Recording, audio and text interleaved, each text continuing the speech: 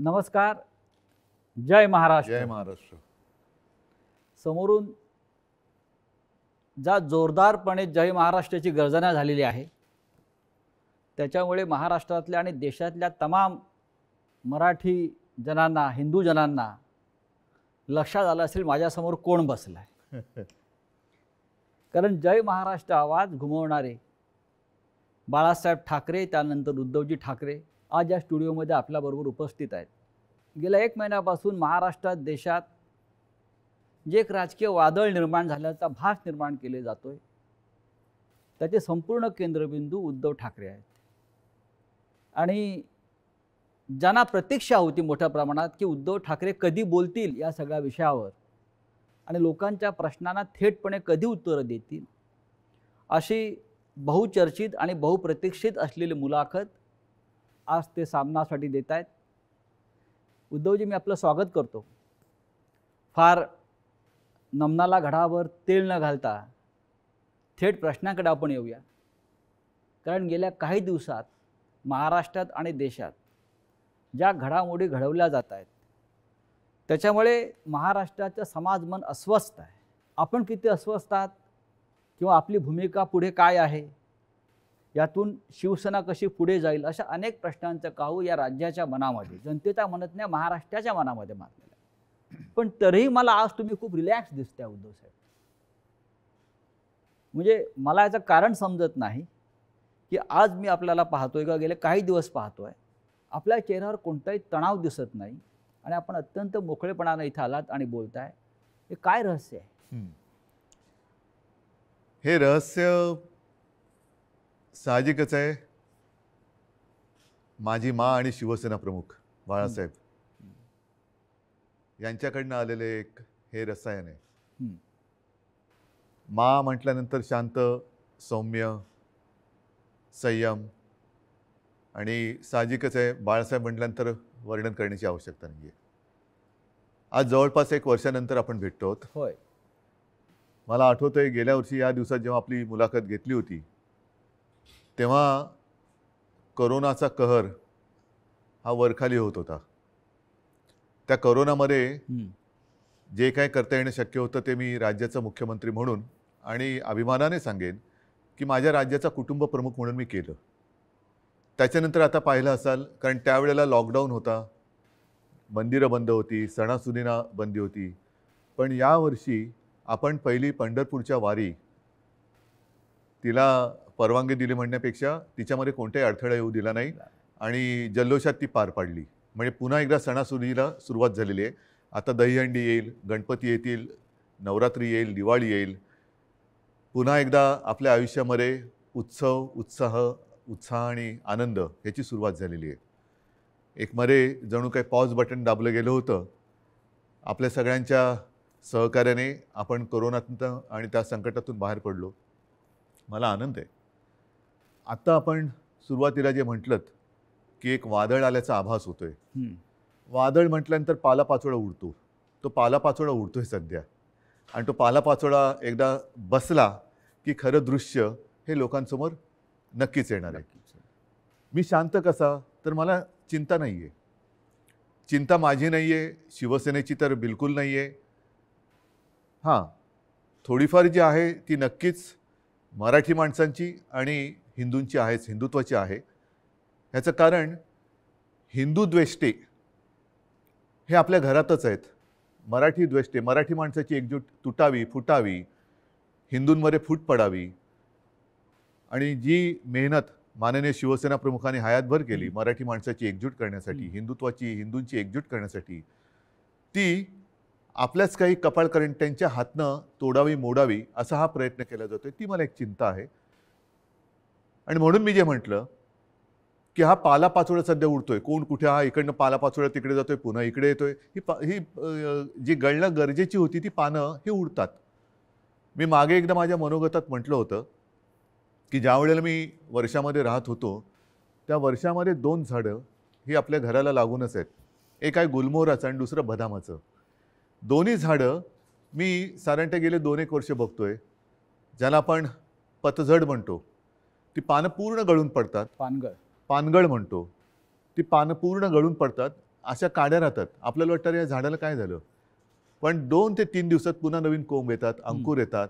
आणि मी बघितले 8 दिवसामध्ये 10 दिवसात ते बदामाचं झाड सुद्धा हिरवंगार झालं, गुलमोहर सुद्धा हिरवागार वा, झाला. वा. म्हणून जी सडलेली पानं असतात ती झडलीच पाहिजेत. ती झडतायत पानं, ती सडलेली पानं आहेत. म्हणजे आता पानं झडून पडतायत. आता सडलेली पानं झडतायत. ज्यांना त्या झाडाकडनं सगळं काही मिळालं, सगळा रस मिळाला, सगळं मिळालं, म्हणून त्यांचा टवटवीतपणा होता, ती पानं सगळं झाडाकडनं घेऊन ती गळून पडतायत. आणि हे बघा कसं उघडं बोडकं झाले झाड, असं ते दाखवायचा प्रयत्न करतायत. पण दुसऱ्या दिवशी आपला माळीबुवा येतो, ती झाड सगळी पुन्हा ती पानगळ केळ्याच्या टोपलीत घेतो आणि घेऊन जातो. आता ती प्रक्रिया सुरू आहे केळ्याच्या टोपलीत झडलेली सडलेली पानं टाकण्याचा. आता सुरू झाले, आता नवीन कोंब फुटायला लागलेले आहेत. आणि शिवसेना आणि तरुण युवा हे नातं हे शिवसेनेच्या जन्मापासूनचं आहे. नक्कीच, कारण वयाच्या 80 हां, मात्र एक आहे, हां. अजूनही काही ज्येष्ठ शिवसैनिक हां. ते येऊन येऊन भेटत आहेत, ज्यांनी बाळासाहेबांसोबत काम केलेलं आहे, पहिल्या पिढीचे ज्यांना म्हणू. आणि तो संघर्ष त्यांनी पाहिलेला आहे, संघर्ष केलेला आहे. त्यांना शिवसेना म्हणजे नेमकं काय ते कळलेलं आहे. त्यांना आत्तापर्यंत अनेकांना शिवसेनेकडनं काही मिळावं अशी अपेक्षाच नव्हती, आजही नाही आहे. पण ते येऊन येऊन आशीर्वाद देत आहेत. तुम्ही आता मगाशी वर्षाचा उल्लेख केलात, मलबार हिलवरचं वर्षा बंगला, मुख्यमंत्र्यांचं निवासस्थान. आणि मगाशी मी आपल्याला म्हटलं की आपण खूप रिलॅक्स दिसत आहे. पण मला असं दिसतं आहे की मलबार हिलवरून आपण परत मातोश्रीला आल्यावर जास्त रिलॅक्स झालं. जास्त माझं घर आहे ते.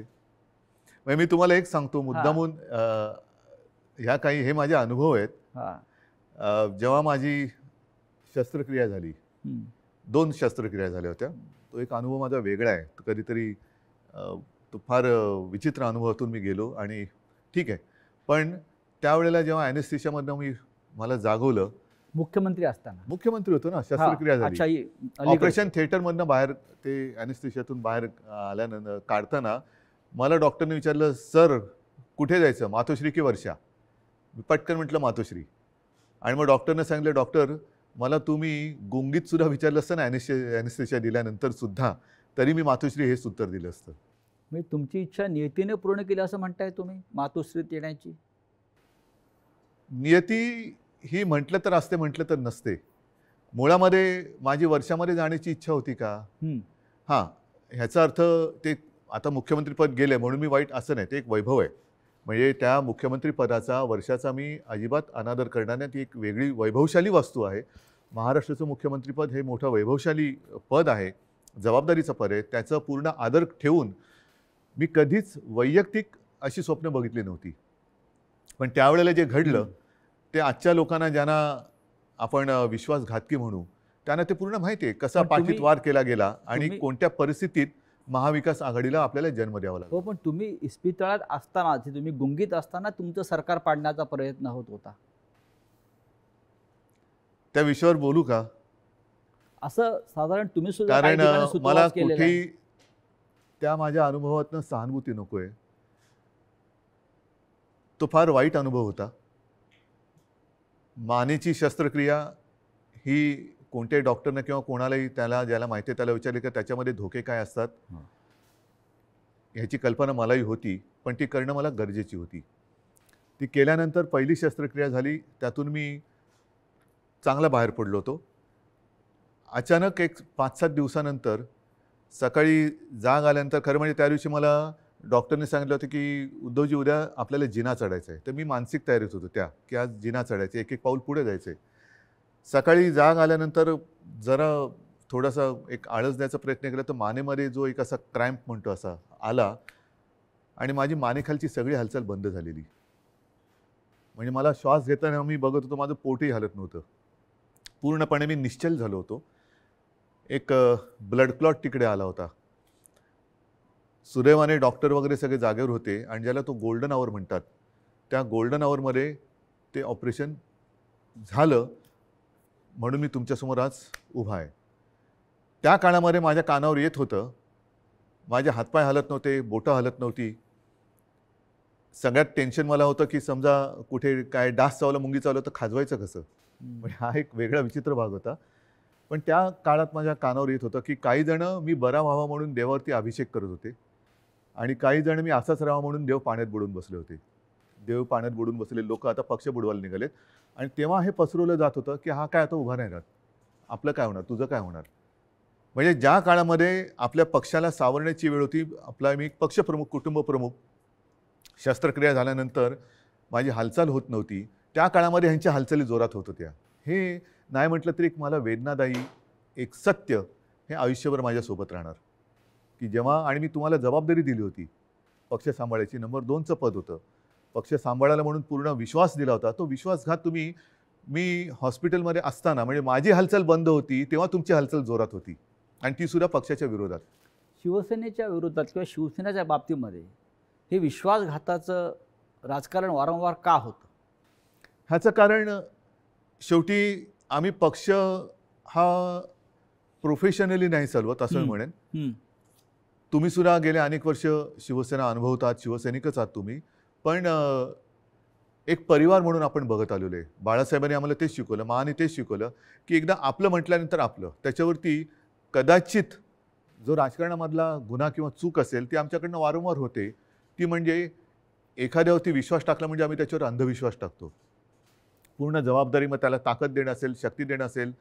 म्हणजे 2014 साली जे आत्ता आम्ही हिंदुत्व सोडलंय म्हणून आवई उठवत आहेत, मारतायत, बोंब मारतायत, त्यांना मला हाच प्रश्न विचारायचा आहे की 2014 साली भाजपाने युती तोडली होती तेव्हा आपण काय सोडलं होतं? काहीच सोडलं नव्हतं.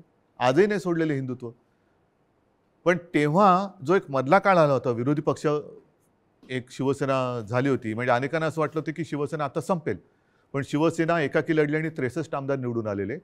त्या काळामध्ये विरोधी पक्षाची जी जबाबदारी आपल्यावरती आली तेव्हा सुद्धा मी पद कोणाला दिलं होतं? आता सुद्धा जर भाजपनी आत्ता जे केलेलं आहे हे माझ्याशी बोलणी केल्याप्रमाणे हे आत्ता केलं, हे बोलणी केल्याप्रमाणे तेव्हा केलं असतं तर सन्मानाने झालं असतं. देशभरामध्ये पर्यटन करण्याची गरज लागली नसती. आणि असं मी ऐकलं, असं मी वाचलं, माझ्याकडे माहिती नाही, पण हजारो कोटी रुपये खर्च केले गेले. विमानांचा खर्च, हॉटेलचा खर्च, हे त्याच्यानंतर काही आणखीन अतिरिक्त खर्च म्हणजे खोक्यातला असेल. त्या खोक्यात काय दडलंय हे ज्याचं त्याला माहीत, देणाऱ्याला आणि घेणाऱ्याला कळलं असेल.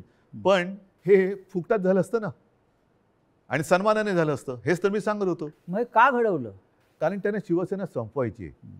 जे शिवसेनेबरोबर ठरवलं होतं 2.5 वर्षाचं मुख्यमंत्रीपद, हेच तर तुम्ही आता केलं. आणि ते जर केलं असतं तर निदान 5 वर्षामध्ये भारतीय जनता पक्षाला एकदा तरी 2.5 वर्षात मुख्यमंत्रीपद मिळालं असतं. ही जी काय आता सोंगढोंग करतायत आम्ही शिवसेनेला, आता ही शिवसेना ते म्हणतात ती शिवसेना नाही आहे. हे सगळं तोडफोड करून त्यांचं समाधान होत नाही. त्यांना शिवसेना संपवायची आहे.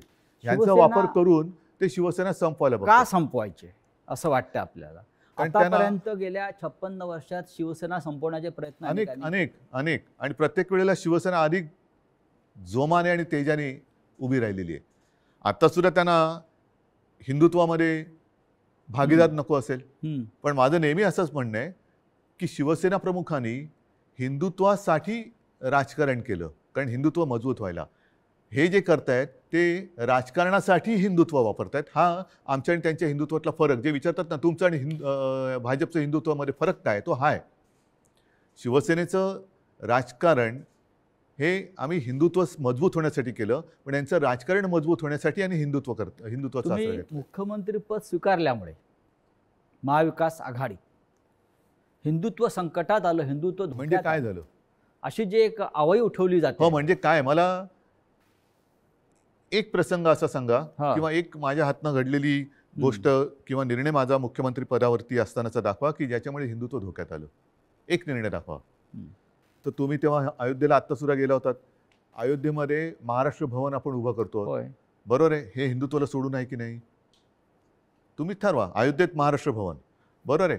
मुख्यमंत्री होण्याच्या आधी सुद्धा मी अयोध्येत गेलो होतो. प्रत्येक वेळेला आपण होतात. मुख्यमंत्री झाल्यावरती सुद्धा अयोध्येत गेलो होतो. कोण काय म्हणेल मी परवा नाही केली. मी गेलो आणि रामलल्लाचं दर्शन घेऊन तेव्हाही आलो होतो. 2दा मी स्वतः अयोध्येत गेलो होतो. आता नव्या मुंबईमध्ये आपण तिरुपतीचं मंदिर त्याला जागा दिली. प्राचीन जी मंदिरं आहेत त्यांचं संवर्धन करणं, जतन करणं हे आपण सुरू केलं. गडकिल्ल्यांचं आपण सुरू केलं. हे कुठे, ह्याच्यात हिंदुत्व कुठे गेलं? हिंदुत्व तर असं कोणताही निर्णय नाही आहे की ज्याच्यामध्ये आपण हिंदुत्वापासून दूर गेलेलो आहे. अशा अनेक गोष्टी सांगता येतील.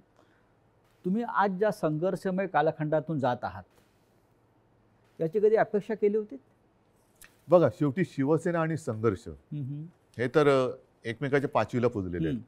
आणि मागे कोणीतरी असं म्हणालं होतं, ते मला वारंवार त्याचा अनुभव येतोय, की शिवसेना ही एक तळपती तलवार आहे.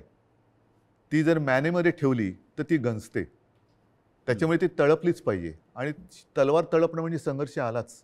अर्थात याचा अर्थ अर्थार्थी कोणी घेऊ नये की तलवारीने वार करा बिरा, असं नाही माझं म्हणणं. ही एक उपमा आहे. आणि त्याच्यामुळे संघर्षासाठीच तर शिवसेना जन्माला आली. त्यावेळेला मराठी माणसासाठी, भूमिपुत्राच्या न्याय हक्कासाठी शिवसेनेचा जन्म झाला. त्याच्यानंतर हिंदुत्वासाठी शिवसेना लढली. मग ते 92-93 साल असेल किंवा कधी असेल.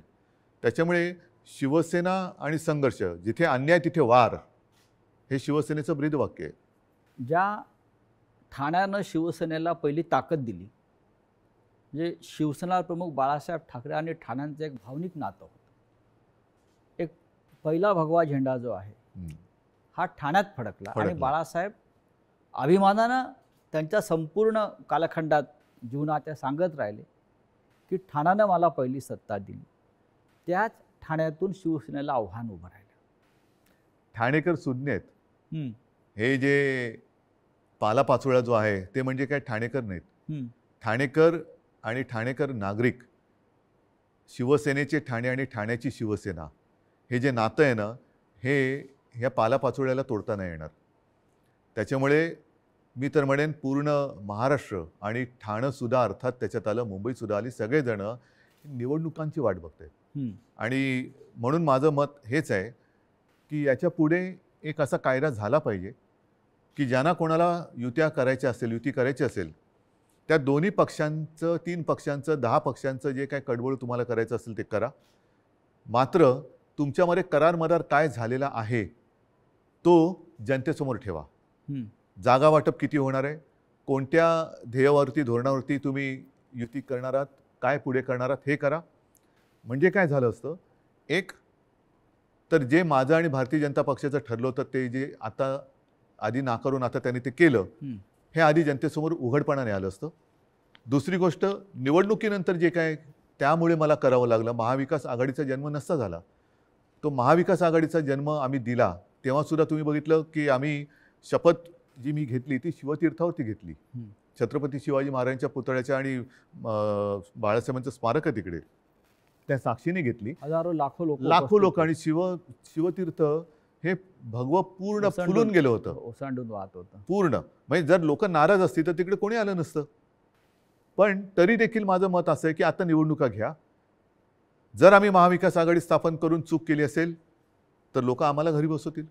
आणि जर भारतीय जनता पक्षाने माझं, कारण शेवटी जनता मला ओळखते, नाही म्हटलं तरी आता आमची 6वी पिढी ही महाराष्ट्राच्या जनतेसाठी काम करते. 6वी पिढी, त्याच्या आधीच्या पिढ्यासुद्धा होत्या.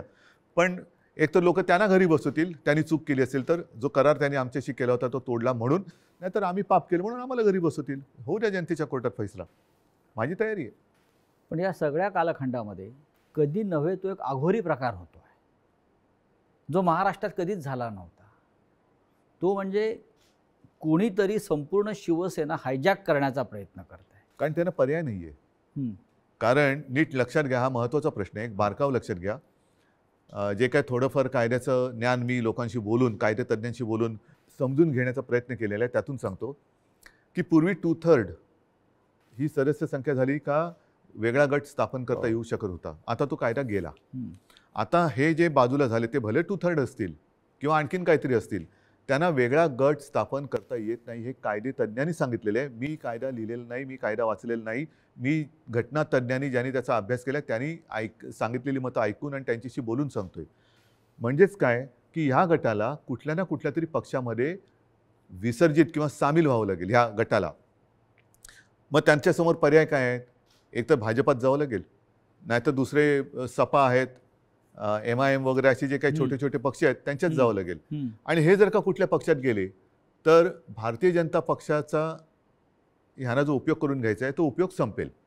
कारण त्यांची ओळख त्यांना ती द्यावी लागेल की आता आम्ही भाजपात गेलो, आता आम्ही समाजवादीत गेलो, आता आम्ही बच्चू कडूंच्या पक्षात गेलो. तर म्हणून ते एक भ्रम निर्माण करतात की आम्ही म्हणजेच शिवसेना. जे मधल्या काळामध्ये एक क्लिप फिरली बघा, असं माझ्या काळात कधी झालं नव्हतं, माझ्या बाजूला उपमुख्यमंत्री अजितदादा पवार बसायचे, पण त्यांनी कधी माझा माईक नव्हता खेचला. काही वेळेला त्यांना अधिक त्यांच्याकडे माहिती असायची अर्थसंकल्प किंवा काय, तर मी त्यांना सांगायचो की दादा तुम्ही उत्तर द्या, पण माझ्याकडनं कोणी माईक नाही खेचला. माईक कारण खेचणं तुम्ही ठाकरे आहात. तो तर भाग झालाच, पण एक आमच्या महाविकास आघाडीमध्ये एक समन्वय. सभ्यता होती, सभ्यता होती. सभ्यता होती आणि समन्वय होता. असो, त्याच्यावरती नंतर बोलायचं तर मी बोलेन. पण त्याच्यामध्ये जे उपमुख्यमंत्री बोलले की हे म्हणजेच शिवसेना, म्हणजेच त्यांचा डाव असा आहे की शिवसैनिकांमध्येच लढाई लावायची, शिवसेना खतम करायची. एकदा का काम संपलं की पालापाचोळा तुम्ही जे मगाशी म्हणालात तो टोपलीत भरला की नेऊन टाकायचा. पण त्यांचं अशी योजना होती की बाळासाहेब ठाकरेंनंतर ही शिवसेना परत खतम करायचीच त्यांचं स्वप्न होतं, पण बाळासाहेबांनंतर तुम्ही शिवसेना उभी केली. त्यांच्या पोटात तेच दुखतंय. त्यांना शिवसेना आणि ठाकरे वेगळे करायचे, जसं गांधी आणि काँग्रेस वेगळी गांधी आणि करायची. काँग्रेस. आणि त्यांच्यात एक तुम्ही बघा, मला टीकात्मक केवळ बोलायचं म्हणून मी बोलत नाही, पण दुसरे जे आता सरदार वल्लभभाई पटेल, सुभाषबाबू, तसं बाळासाहेब, हे स्वतःचेच म्हणून आता लोकांसमोर आणायचं. म्हणजे आपल्याकडनं काही आदर्श निर्माण नाही झाला तर दुसऱ्यांचे जसं पक्ष फोडतायत तसं आदर्श फोडायचे, आदर्श म्हणजे पळवायचे, आदर्श आमदारांप्रमाणे फोडायचे म्हणा किंवा पळवायचे म्हणा, पळवायचे. आणि मग ते आपलेच म्हणून लोकांसमोर जायचं. तसं त्यांचं चाललंय की बाळासाहेबांना त्यांनी मान सन्मान तर दिलाच पाहिजे, नाही तर लोक जोडे मारतील, लोक ठेवणार नाहीत त्यांना जागेवर. कोणी असला आणि तो बाळासाहेबांच्या विरोधात काही बोलला तर लोक हाणतीलच जोडा त्याच्या. तर म्हणून त्यांना बाळासाहेब पाहिजेत, पण आता ठाकरे आणि शिवसेना हे नातं तोडायचं आहे. माझं आव्हान आहे की ठाकरे आणि शिवसेना नातं तोडून दाखवा. मात्र ते करताना माझ्या वडिलांचे फोटो लावून मतं मागू नका. प्रत्येकाला आईवडील असतात आणि त्यांच्याबद्दल मला आदर आहे. मला माझ्या आईवडिलांबद्दल आदर आहे, तसं प्रत्येकानं प्रत्येकाच्या आईवडिलांबद्दल आदर असायला पाहिजे. आता गेल्या आठवड्यात गुरुपौर्णिमा झाली. मी माझ्या वडिलांना, आजोबांना गुरु मानतो. प्रत्येकाने पितृदेव भव, मातृदेव भव, देव मानलं पाहिजे. स्वतःच्या आईवडिलांचे फोटो लावावेत आणि मतं मागावीत. जर आज माझ्या दुर्दैवाने माझे आईवडील माझ्यासोबत असे नाही आहेत, पण ते नेहमी मी माझ्यामध्ये आहे असं मानतो, पण ज्यांची आई आणि वडील हे सुदैवाने त्यांच्यात आहेत, तर मी म्हणेन असा आशीर्वाद पुन्हा दुसरा मिळू शकत नाही. त्यांना घेऊन सभा घ्याव्या, भाषणं करावीत आणि मतं घ्यावीत. माझे वडील काय चोरताय? माझे वडील कशा? म्हणजेच काय की तुमच्यात कर्तृत्व नाही आहे, तुमच्यात हिंमत नाही आहे, तुम्ही मर्द नाही आहात, तुम्ही विश्वासघातकी आहात. आणि लोकांचा, माझा तर केलाच, लोकांचा विश्वासघात करताना बाळासाहेबांच्यावरनं संभ्रम कशाला करतायत? तुमच्यात तुमचा मर्दाचा चेहरा घ्या आणि जा पुढे आणि मागा मतं. नाही, पण निवडणूक आयोगापुढे आता एक नवीन खटला उभा राहतो आहे. तो म्हणजे धनुष्यबाण कोणाचं चिन्ह, जे शिवसेनेचं जे लोकांपर्यंत पोहोचलं. बघा, मला अजूनही देशाच्या घटनेवरती भरोसा आहे, कायद्यावरती भरोसा आहे. चोरीमारी सगळीकडे चालते असं माझं मत नाही आहे तेवढा. कारण मी जे म्हटलं ना की सत्यमेव जयते, नाहीतर हे तुम्हाला वाक्य पुसावं लागेल आणि मग 2 वाक्य करावं लागेल एकाची. एक तर म्हणजे असत्यमेव जयते आणि दुसरं वाक्य सत्तामेव जयते.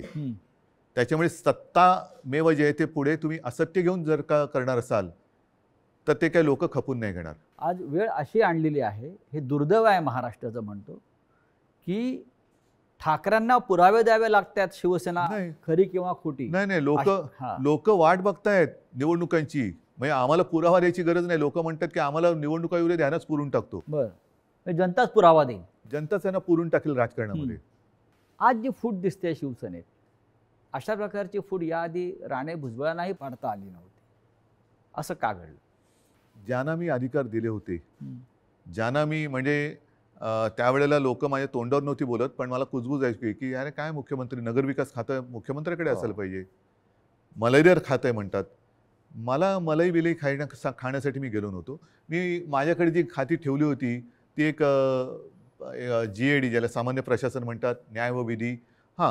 IT मध्ये मला खरंच काहीतरी एक तंत्रज्ञानाचा उपयोग सगळ्या खात्यांसाठी काहीतरी करता येईल का, हा एक माझा विषय होता. राजीव गांधींनी एक क्रांती केली होती, तसा एक विषय होता. आणि त्याच्यानंतर काही काळ एका दुसऱ्या मंत्र्यांनी दिवे लावले म्हणून त्यांचं खातं माझ्याकडे थोडे दिवस मला ठेवावं लागलं होतं. नक्की काय चुकलं असं वाटतं? चूक माझी आहे आणि ती मी पहिल्याच माझ्या फेसबुक लाईव्हमध्ये कबूल केलेली आहे. गुन्हा माझा आहे. तो म्हणजे मी यांना परिवारातले समजून यांच्यावरती अंधविश्वास ठेवला. तुमचं मुख्यमंत्री होणं चुकलं? मला 2 गोष्टी आहेत. समजा मी मुख्यमंत्री त्यावेळेला यांना केलं असतं, हां. यांनी वेगळं आणखीन काय केलं असतं? कारण यांची भूकच भागत नाही. यांना मुख्यमंत्रीपद पण पाहिजे आणि आता पक्षप्रमुख म्हणजे शिवसेना प्रमुख व्हायचे. शिवसेना प्रमुखांबरोबर स्वतःची तुलना करायला लागलात. म्हणजे हे जे आहे ना, ही राक्षसी महत्वाकांक्षा आहे आणि ह्याला हावरटपणा म्हणतात. हाव म्हणजे एक दिलं तरी तुझं तेही माझं, माझं तेही माझं, तुझं तेही माझं, ह्याचं तेही माझं, त्याचं तेही माझं, माझं ते माझं, तुझं तेही माझं इथपर्यंत होतं. आता ह्याचंही माझं आणि त्याचंही माझं इथपर्यंत त्यांची हाव गेलेली आहे. या हावरटपणाला सीमा नसते. की महाविकास आघाडीचा प्रयोग चुकला? महाविकास आघाडीचा प्रयोग जर का चुकला असता तर लोकांनी उठाव केला असता. लोकांनी, जनतेने केला असता. तसं नाही झालं. जनता ही आनंदी होती कारण आल्याच आम्ही पहिल्यांदा शेतकऱ्यांना कर्जमुक्त केलं होतं. हां. त्याच्यानंतर कोरोना काळामध्ये मी अभिमानाने सांगेन, संपूर्ण माझ्या मंत्रिमंडळातील सहकाऱ्यांनी, प्रशासनाने आणि जनतेने उत्तम सहकार्य केलं.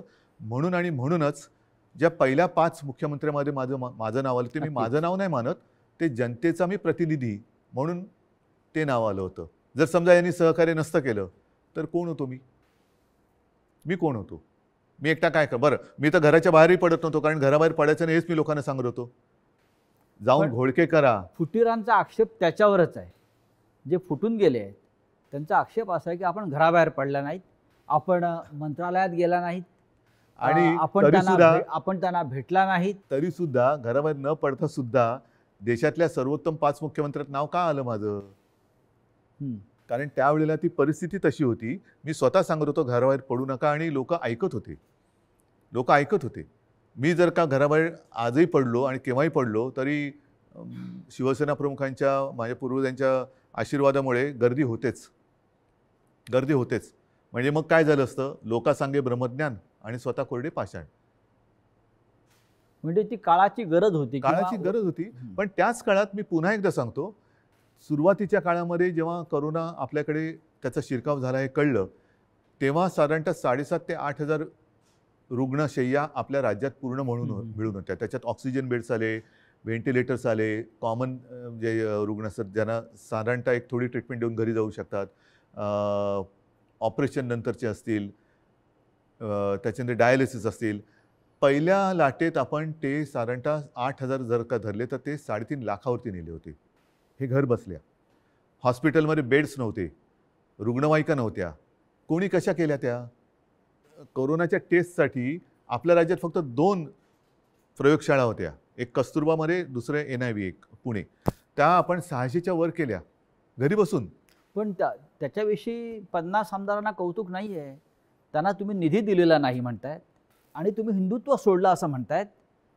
त्याच्यामुळे ते सोडून गेले. तुम्ही महाराष्ट्रासाठी जे काय केलेलं आहे, कोरोनाच्या संकटातून राज्याला वाचवलेलं आहे, लोकांना जीवदान दिलेलं आहे. महाराष्ट्रामध्ये नद्यातून प्रेतं वाहून तुम्ही दिली नाहीत. त्याचं त्यांना शल्य असेल की असं नाही झालं, हे चुकीचं झालं असं त्यांच्या मते असेल. आणि महाराष्ट्राच्या जनतेला हा मुख्यमंत्री आपल्या कुटुंबातला घटक वाटत होता, आपला परिवारातला भाऊ, मुलगा. त्याच्यामुळे मला ह्या विश्वासघातकांना माझ्याबद्दल काय वाटतं ह्याची चिंता नाही आहे. मला माझ्या महाराष्ट्रातल्या जनतेला मी त्यांच्या कुटुंबातला वाटतो. ह्याच्यात असं भाग्य हे फार क्वचित कोणाच्या नशिबी येतं. ते मला नाही वाटत ह्यांच्या नशिबी आलं असेल. कारण ह्यांच्या डोक्यावरती जरी काही पदं आता मिळाली, कारण अजूनही हम तुम एक कमरे में बंद असं यांचं मंत्रिमंडळ आहे, त्याच्यामुळे त्याचा विस्तार कधी होणार आहे माहिती नाही.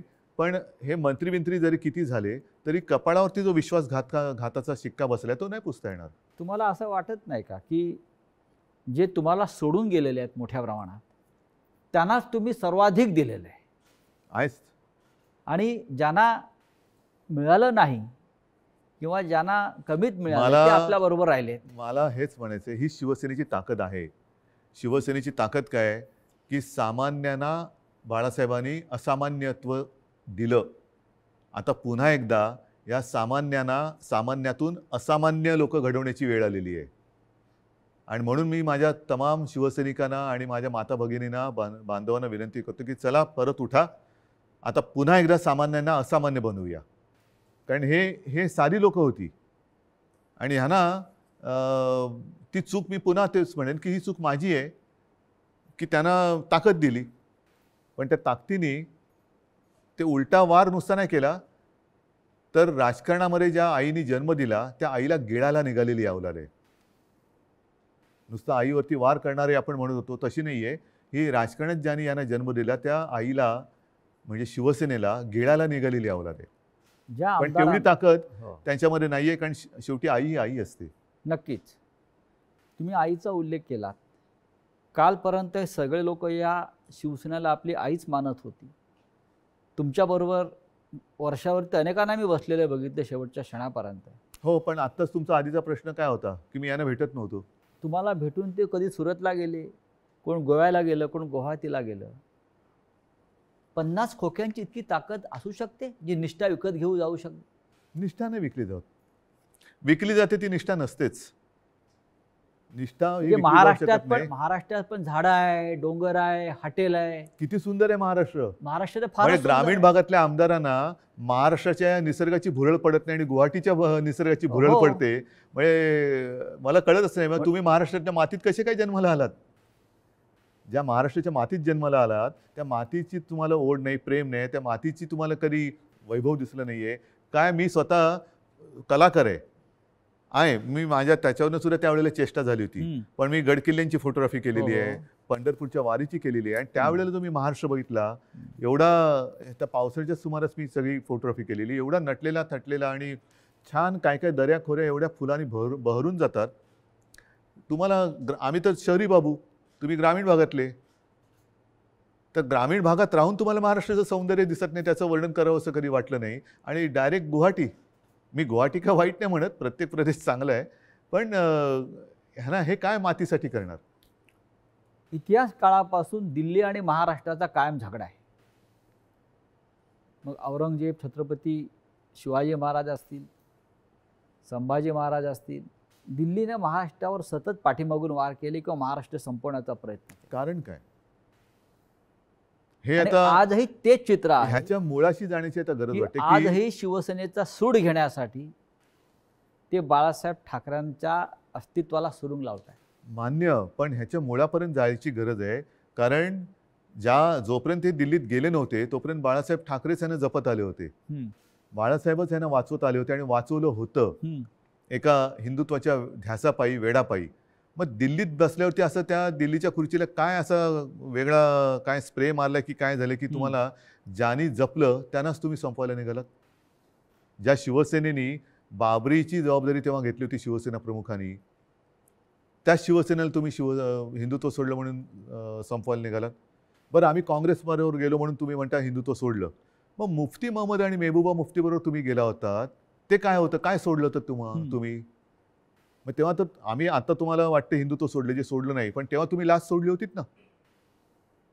काय मेहबूबा मुफ्ती आज सुद्धा वंदे मातरम म्हणतात की भारत माता की जय बोलतात. हे माहिती असून सुद्धा तुम्ही मला हे त्यांनी एकदा सांगितलं होतं की तिकडे निवडणुका घेऊन दाखवा असं अतिरेक्यांनी आव्हान दिलं. म्हणून आम्ही निवडणुका घेऊन दाखवल्या. सरकार बनवून दाखवा म्हणून आम्ही त्यांच्याबरोबर सरकार बनवून दाखवलं. पण सरकार बनल्यानंतर मला वाटतं मुफ्ती महमद सईदनी अतिरेक्यांचा आणि पाकिस्तानला त्यांनी धन्यवाद दिले होते काश्मीर खोऱ्यात शांततेत निवडणुका होऊ दिल्यामुळे. मग कोणाला काय दाखवलं तुम्ही, कोणाला काय दाखवलं. म्हणजे बरं, आता सुद्धा ते बिहारमध्ये जे बसलेत नितीश कुमार बरोबर, नितीश कुमार हिंदुत्ववादी आहेत का. कारण मला जे आठवतं त्याच्याप्रमाणे त्यांनी एकदा संघमुक्त भारत असा नारा दिला होता. संघमुक्त भारत असं शिवसेनेने कधी दिला नाही. राम मंदिराच्या प्रश्नावर रामविलास पासवान एनडीएतून बाहेर पडले होते, तरी ते त्यांना प्यारे होते. हो. आम्ही तो उलट म्हणत होतो की विशेष कायदा बनवा. 5 वर्ष 7 वर्ष झाली तरी ते विशेष कायदा बनवून राम मंदिर बनवू शकले नाही. ते न्यायालयाने निकाल दिला.